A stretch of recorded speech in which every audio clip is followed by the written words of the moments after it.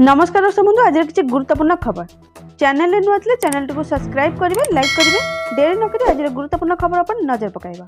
आज प्रथम खबर पाणीपाग सूचना काल बैशाखीर प्रभाव में उपकूल ओडिशा रे वर्षार संभावना संपूर्ण खबर उपकूल ओडिशा रे किछि स्थान रे प्रबल वर्षा सह घड़घड़ी हेबार संभावना रही एने आंचलिक पाणीपाग विभाग केन्द्र पक्षर सूचना मिली। सूचना प्रकाश पाई जे आगामी 24 घंटा मध्य गजपति रायगड़ा कोरापुट जिलार गोटे कि दुईटी स्थान में हालुकारु मध्यम धरनर वर्षा हेबार संभावना रही एवं 13 तारिख जाए अनेक स्थान में वर्षा हेबा नहीं संभावना रही। सेपटे मौसुमी वायु ओडिशा छुईथिले मध्य एबे भी गरम और गुलुगुली अनुभूत होउची। एहा सह आगामी 24 घंटा पई 11 जिला को येलो वार्निंग जारी कराइची।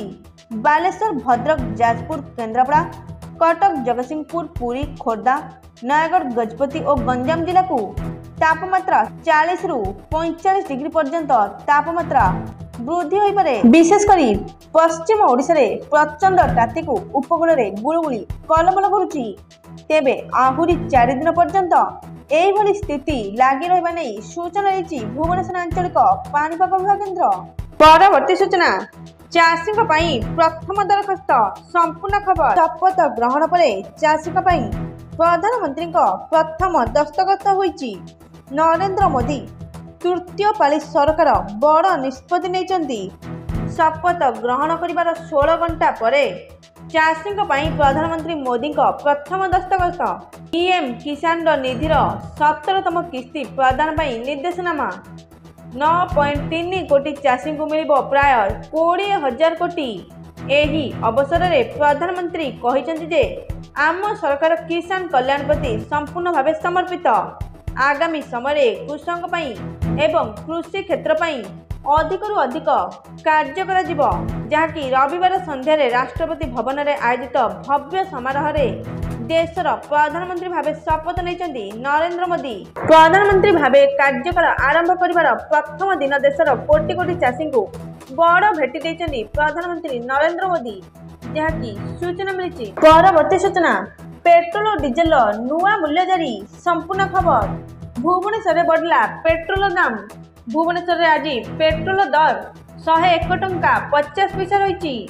डीजेल दर 93 टंका 6 पैसा रही। प्रत्येक दिन सकाळ 6टारे दाम रे परिवर्तन होता है। दिल्ली रे पेट्रोल दर 94 टंका 72 पैसा को ह्रास पाई बेले डीजेल दर 87 टंका 62 पैसा को ह्रास पाई। मुंबई रे पेट्रोल लिटर पिछा 104 टंका 21 पैसा होता बेले डीजेल लिटर पिछा 92 टंका 15 पैसा रही।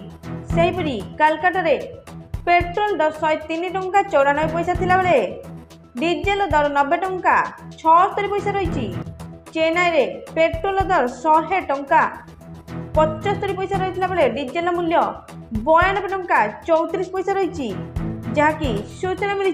जदि आपण पेट्रोल और डीजेल दाम एसएमएस माध्यम जानवा चाहते तेबे इंडियन ऑयल वेबसाइट अनुसार आपण को निज शहर कोड लिखी 9224992249 नंबर को पठेवा को पड़िबो। प्रति शहर कोड अलग अलग रही है, जहाँ आपण को आईसी ऑयल वेबसाइट रु मिल जिवो, जहाँकि सूचना मिली।